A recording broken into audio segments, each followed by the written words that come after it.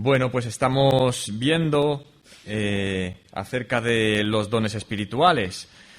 Así que si abrimos en Primera de Corintios, en el capítulo 12, y a partir del versículo 4 estamos viendo, como os decía, acerca de los dones espirituales. Así que ahí tenemos la definición que estamos usando en estos días: una capacidad sobrenatural dada por Dios al creyente por medio del Espíritu Santo para un tipo especial de servicio. Y estos dones espirituales pues son dados para provecho, para servicio, para perfeccionar y para edificar el cuerpo de Cristo. Así que para tener un poco la clasificación que estamos usando en estos días, pues hemos visto en la siguiente transparencia pues algunos dones que llamamos especiales. En Efesios 4, las personas con esas capacidades, las personas mismas. Así que veíamos 5 dones de apóstoles, profetas, evangelistas, pastores, maestros. Un segundo grupo que vimos en las últimas ocasiones, que podíamos clasificarlos como otros dones para el ministerio oral, como era el de discernimiento de espíritus, palabra de sabiduría, palabra de ciencia y exhortación. Y vamos con un tercer grupo de dones que vamos a ver en los siguientes días, lo que nos vaya dando tiempo, dones para el ministerio práctico. Y en esto podríamos encontrar pues el don de fe, el don de administrar, presidir, con esos 2 nombres, pero bueno, que podemos englobarlo en uno solo. Un tercer don de ayuda, servicio, también englobándolos juntos. Un cuarto don, repartir, dar.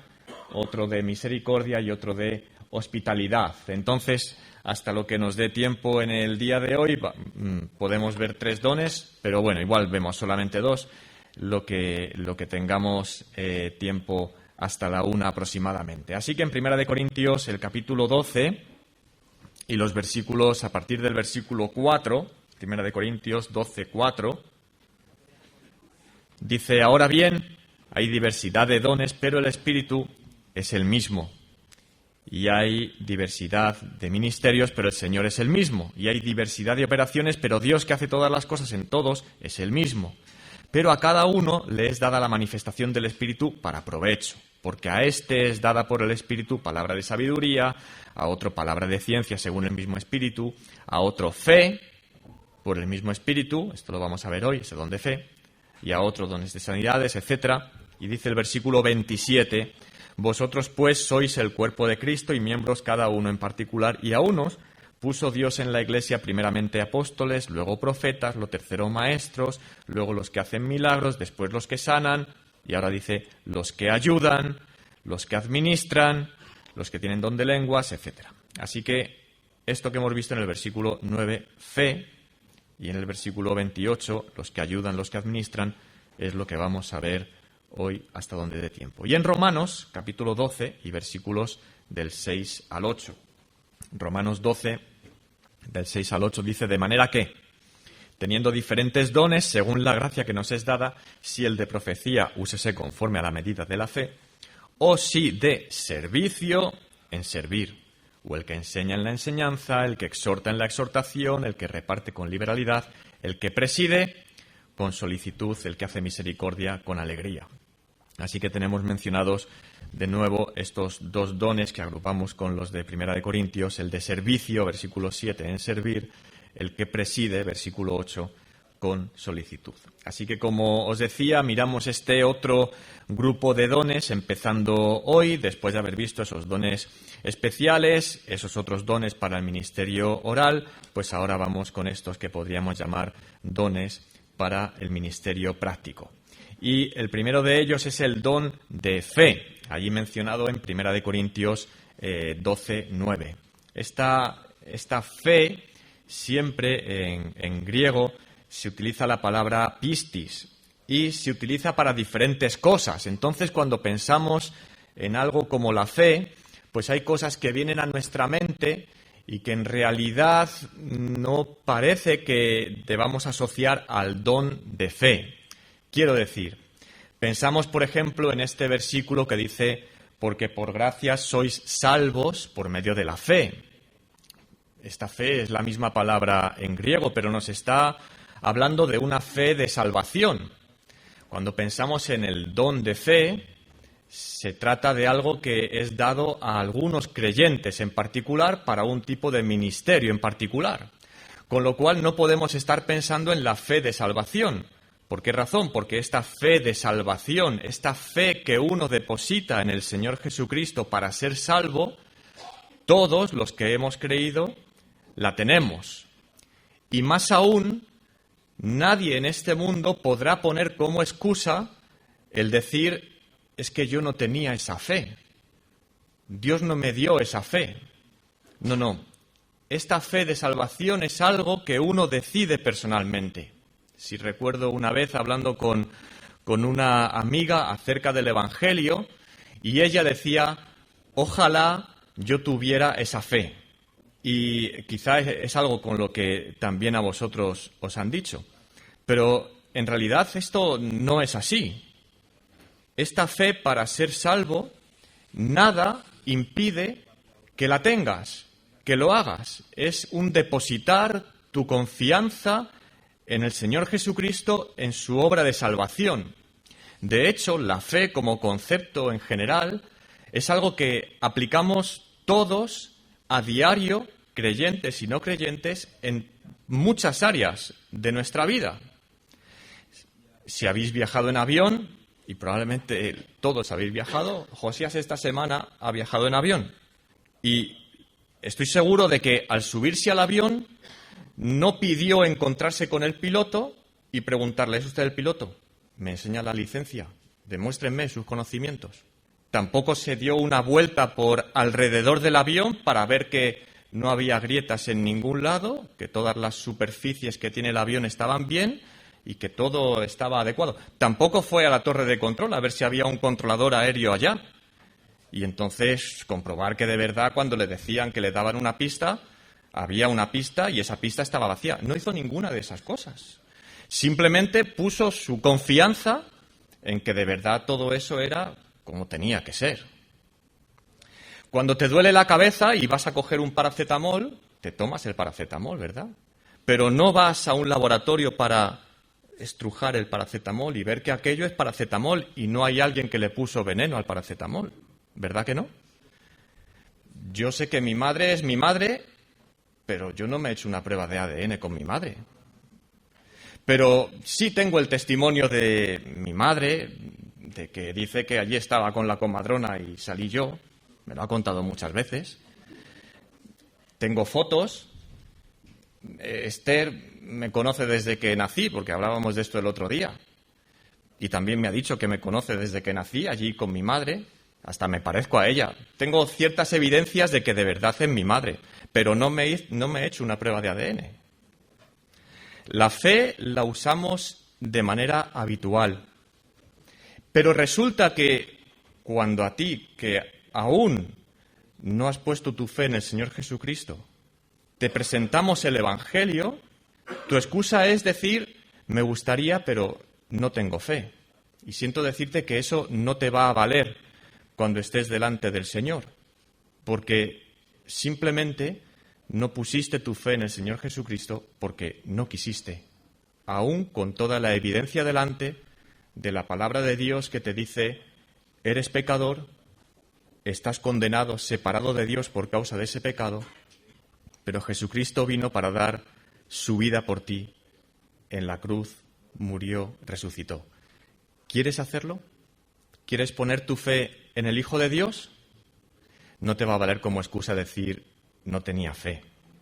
Bueno, esta fe de salvación es la que cada uno de los que sí hemos creído en el Señor Jesucristo hemos puesto en Él, lo hicimos un día y esto lo tenemos todos como creyentes y también lo puedes tener tú si aún no te has entregado al Señor. En Gálatas 5:22 se habla de la fe también como parte del fruto del Espíritu. Amor, gozo, paz, paciencia, benignidad, bondad, fe, mansedumbre y templanza. Y este es un aspecto del fruto del Espíritu que aumenta con nuestra comunión con el Señor, que podríamos pensar en que fruto de esa comunión se puede ver de dos maneras. o que aumenta nuestra confianza en Dios, o probablemente más bien que nos convertimos en fiables en base a nuestra buena relación con el Señor. Él puede confiar en nosotros, en que somos fiables. Esa fe que hay en nosotros implicaría que somos fiables. Tanto que se refiera a una cosa como la otra, o a que confío cada vez más en Dios, o a que Él puede confiar en nosotros, es algo que todos también debemos tener y experimentar. Es decir, que fruto de nuestra comunión con Él, cada vez confiamos más en las promesas de Dios. No es algo exclusivo de algunos. Y lo mismo en el sentido de fiables. Es que, de verdad, Dios tiene que confiar en nosotros. Tenemos que ser personas fiables a los que se nos puede encomendar. Dios puede encomendarnos cosas porque de verdad tenemos esa fe como fruto del Espíritu, es decir, que Él puede confiar en nosotros. Así que, descartando esos aspectos de la fe, podemos pensar en este don como una capacidad especial que Dios da a algunos creyentes de tener una visión de lo que puede ser, de lo que Dios puede y desea hacer, que tienen una confianza profunda en la obra que el Señor puede hacer. Así que, no sé quién escribió esto, pero alguien dijo, las personas que tienen este don son capaces de reconocer la voluntad de Dios concerniente al desarrollo futuro de la obra en un grado extraordinario de confianza y seguridad. MacDonald decía, es la capacidad divina de remover montañas de dificultades al llevar a cabo la voluntad de Dios y hacer grandes hazañas por Él.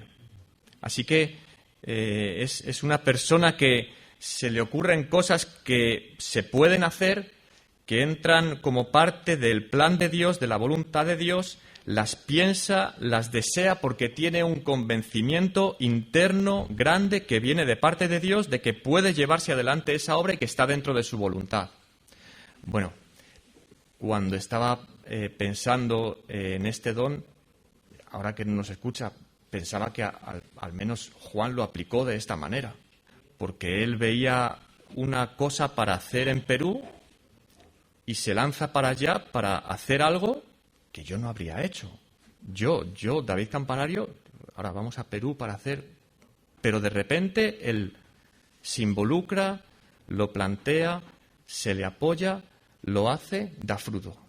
Y es lanzarse a una obra que es dada para algunas personas. Recordamos a Elías en Monte Carmelo contra todos los profetas de Baal y consumiendo aquel sacrificio, viniendo fuego del cielo. Recordamos a Eliseo, a quien aquella mujer que no esperaba tener un hijo, pero él le dice, vas a tener un hijo. Y después de tener el hijo, pasado un tiempo, fallece. Y Elías dice, yo creo que en su cabeza no entraba que esto pudiera suceder así.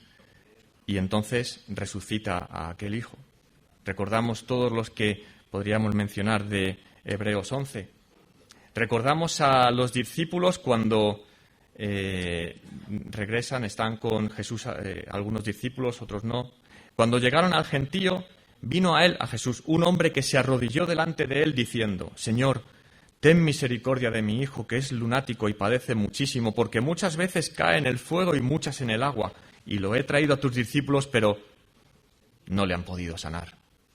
Respondiendo Jesús dijo, oh generación incrédula y perversa, ¿hasta cuándo he de estar con vosotros? ¿Hasta cuándo os he de soportar? Traédmelo acá. Y reprendió Jesús al demonio, el cual salió del muchacho, y éste quedó sano desde aquella hora. Viniendo entonces los discípulos a Jesús aparte, dijeron, ¿por qué nosotros no pudimos echarlo fuera? Jesús les dijo, por vuestra poca fe. Porque de cierto os digo que si tuvierais fe como un grano de mostaza y dijerais a este monte, diréis a este monte, pásate de aquí allá y se pasará, y nada os será imposible. Así que hay un don que es dado específicamente a personas que son capaces de ver, de anticipar lo que Dios puede llegar a hacer y realizar esa obra. En estas personas con este don, igual que podemos ver en los otros, hay algún punto débil.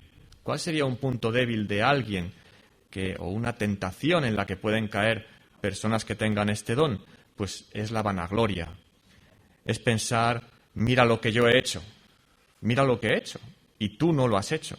Pedro anduvo sobre el mar y podría haber pensado, bueno, sí, después me hundí, pero desde luego, fíjate lo que he hecho. Elías podía haber pensado, ¿has visto cómo han caído derrotados los profetas de Baal, viniendo fuego del cielo? O Eliseo o cuantos otros. Pero obviamente no es un asunto de vanagloria, porque en realidad la obra realizada es de Dios. Si estamos hablando de este don de fe, no deja de ser algo que has recibido de parte de Dios y que se trata de usarlo bien para provecho, para servicio, para edificación, para beneficio del conjunto del cuerpo de Cristo, como veíamos en los días anteriores.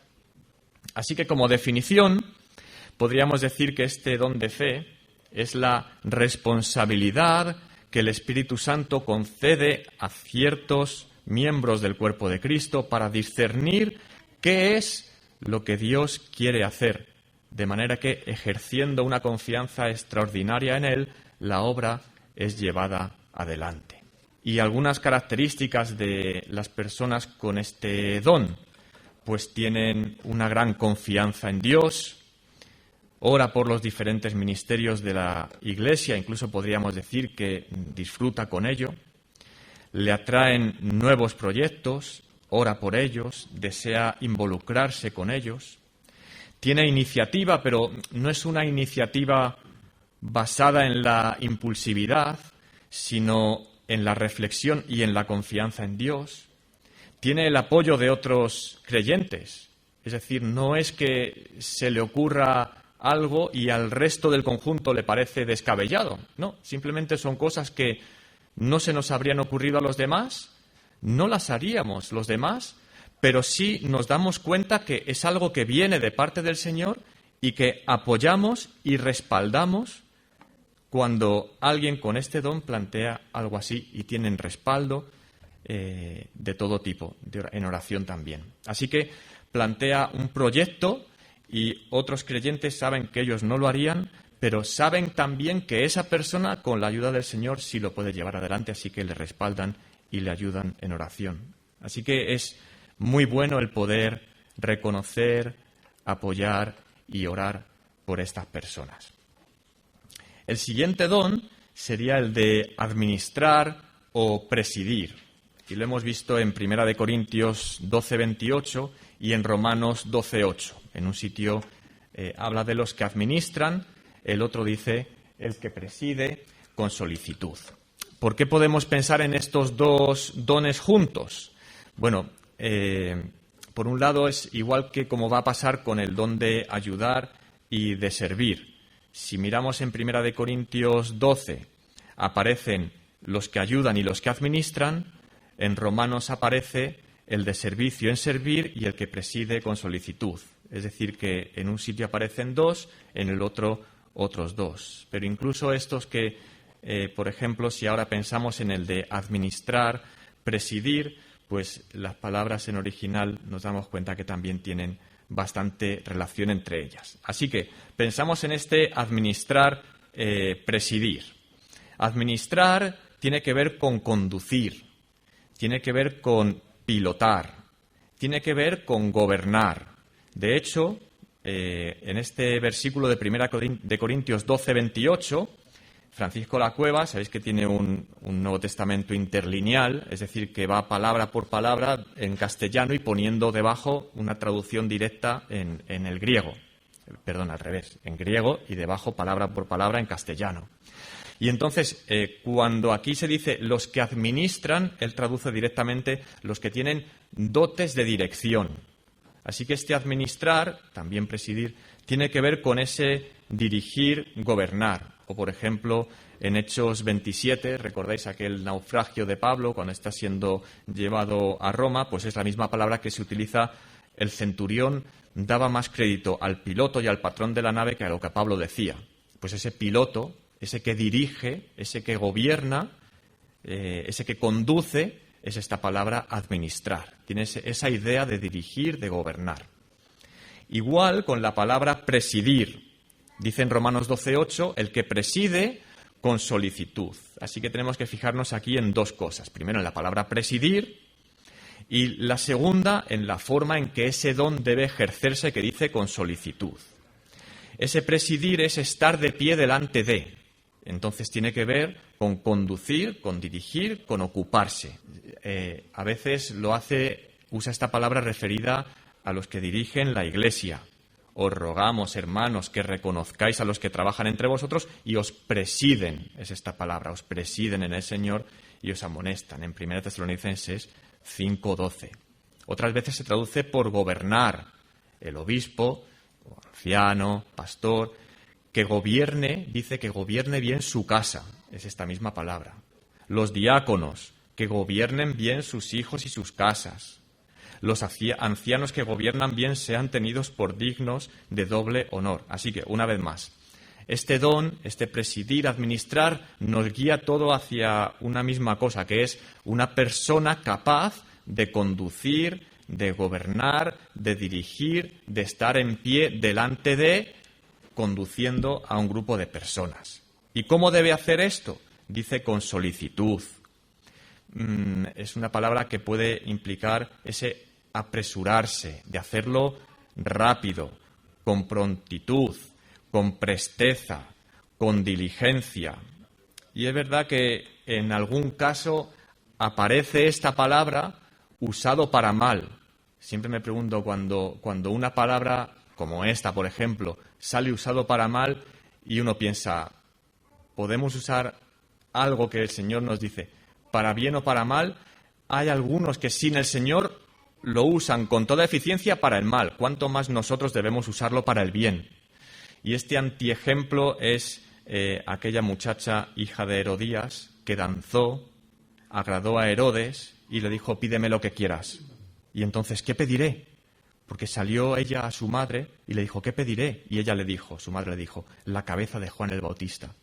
Entonces ella entró prontamente, con diligencia, con solicitud, como usa aquí la palabra, y entró prontamente. Y rápidamente se hizo todo el asunto. Bueno, ¿qué diligencia para hacer el mal? ¿Vamos a ser nosotros no diligentes para hacer el bien? Porque obviamente también esta palabra es usada para bien en este don que estamos viendo, o por ejemplo con María, cuando ora al Señor, allí habiendo visitado a Elizabeth, se levantó María y fue deprisa a la montaña y entró en casa de Zacarías y saludó a Elizabeth. Deseamos que cada uno de vosotros muestre la misma solicitud hasta el fin, para plena certeza de la esperanza. Bueno, pues así es como este don tiene que usarse. Dice, al que preside, con solicitud. Como resumen, repito, este administrar quiere implicar ese conducir, pilotar, un sentido de gobierno, de ponerse a la cabeza, de proteger incluso. Así que serían personas a las que dentro de la Iglesia se les da una responsabilidad porque se aprecia este don de dirigir un grupo, una actividad, organizar una reunión, etc. Y la característica que deben cumplir es que lo hagan con solicitud, que implica un prontamente, con entusiasmo, con empuje, con alegría, sabiendo que lo hacen para beneficio de todo el conjunto. Qué bueno es, por lo tanto, encontrarse con personas tan necesarias también en una iglesia local que tengan este don. Podrían tener un punto débil, claro, se trata de personas que están, vamos a decir, dirigiendo a otras. Y, por lo tanto, un punto débil sería pensar que pueden hacerlo con, vamos a decir, tiranía. De hecho, a los ancianos se les dice no como teniendo señorío sobre los que están a vuestro cuidado, sino siendo ejemplos de la grey. Así que, de igual modo, cualquiera que está al frente de un grupo debe hacerlo no como mandando, pensando estar por encima de los demás. Estar al frente de un grupo implica que los demás deben estar dispuestos a seguirte, no por imposición, sino con agrado, sabiendo que reconocen a alguien que tiene este don y que, por lo tanto, es alguien a quien seguir. ¿Recordáis, por ejemplo, lo que Jesús decía a escribas y fariseos? Y les decía, Todo lo que os digan que guardéis, guardadlo y hacedlo. Mas no hagáis conforme a sus obras, porque dicen y no hacen. Porque atan cargas pesadas y difíciles de llevar, y las ponen sobre los hombros de los hombres, pero ellos ni con un dedo quieren moverlas. Así que una de las formas en que vamos a ver en este tipo de personas que realmente tienen este don y hay que, vamos a decir, seguirlas o dejarnos conducir por ellos, es porque dan ejemplo con lo que hacen. Ni son tiranos, ni nos imponen cosas que ni ellos mismos quieren hacer. Además, tienen un conocimiento como para hacer lo que debe hacer. Además, tienen el respaldo de la Iglesia y de los ancianos para realizar esta labor. Alguien que además está dispuesto a servir. Nos lo decía David Burt el fin de semana pasado. Sabéis que los gobernantes de las naciones se enseñorean de ellas. Y los que son grandes ejercen sobre ellas potestad. Mas entre vosotros no será así, sino que el que quiera hacerse grande entre vosotros será vuestro servidor. Se sentó y llamó a los 12 y les dijo: si alguno quiere ser el primero, será el postrero de todos y el servidor de todos. Y esto tiene que ser así porque, como también repitió David Burt en más de una ocasión, no les podemos echar en cara a los discípulos, a los apóstoles, que estuvieran discutiendo entre sí sobre quién debía ser el mayor entre ellos, porque es muy probable que entre nosotros hubiéramos hecho lo mismo en esa misma situación. Va en la naturaleza del hombre. Pero entre nosotros no debe ser así, y esto es especialmente aplicable a estas personas con este don, sino que el primero debe estar dispuesto a servir. Y en eso tenemos el ejemplo de Jesús, que conducía, gobernaba como ningún otro, y las multitudes le seguían. Pero no le seguían por imposición, le decían porque querían seguirle, porque sabían que en él estaba la vida, y que cuando él decía: venid en pos de mí, en ocasiones leemos: dejándolo todo al instante, le siguieron. ¿Por qué le seguían? ¿Porque era para una misión fácil? ¿Qué va? Él no engañaba a nadie. Llamaba a seguirle para una misión difícil. Pero él era el primero que estaba dispuesto y les llamaba para esa misión sin engaños. Y en particular, una persona con este don y que está puesto al frente de otros para dirigir, para gobernar, está puesto en pie al frente, también tiene que involucrar a otros, pero no con engaños, sino: oye, hay que hacer esto. ¿Es fácil? No, es sacrificio, pero vamos a hacerlo. Así que una definición de este don podríamos decir que es la responsabilidad o capacidad que el Espíritu Santo asigna a ciertos miembros del cuerpo de Cristo de establecer metas, coordinar, dirigir, estar al frente de un grupo de creyentes en algún área de trabajo de la Iglesia. Y alguna característica que podemos ver es que le gusta organizar, le gusta trabajar con la gente, tiene capacidad de liderazgo, sabe establecer metas, puesto que tiene visión de futuro, tiene entusiasmo y es capaz de entusiasmar e implicar a los demás, y son también ejemplo para aquellos a los que dirige. Bueno, pues hasta aquí hemos llegado, y como en cualquiera de los dones que estamos viendo, que el Señor nos ayude a identificar estos dones, a animar para que sean usados en la Iglesia con la ayuda del Señor, del Espíritu Santo, sabiendo que son dones que el Señor ha repartido conforme a su voluntad y que son de beneficio para todos. Así que en los siguientes días continuamos con los siguientes.